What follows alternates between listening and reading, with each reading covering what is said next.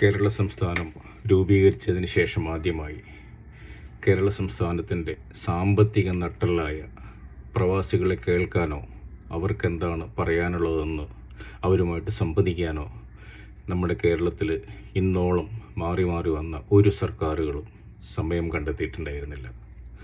അതിനെല്ലാം ഒരു മാറ്റമായി, അതിൽ നിന്നെല്ലാം ഒരു മാറ്റത്തിൻ്റെ തുടക്കമായി നമ്മുടെ ഇപ്പോഴത്തെ സർക്കാർ ആദ്യമായി ആരംഭിച്ച ലോക കേരള സഭ ഏറ്റവും നല്ല രീതിയിൽ സംഘടിപ്പിക്കപ്പെട്ട, ഏറ്റവും ജനാധിപത്യപരമായ രീതിയിൽ അതിൻ്റെ അംഗങ്ങളെ തിരഞ്ഞെടുക്കപ്പെട്ട, ഏറ്റവും വളരെ നല്ല ആശയങ്ങൾ ഡിസ്കസ് ചെയ്യപ്പെട്ട, അത് നടപ്പാക്കാൻ ആവശ്യമായ ഫർദർ ഡിസ്കഷൻസും മേഖലാ സമ്മേളനങ്ങളും ഒക്കെയായി നടത്തപ്പെട്ട, വളരെ മനോഹരമായ രീതിയിൽ സംഘടിപ്പിക്കപ്പെട്ട ഒരു സഭയാണ് ലോക കേരള സഭ.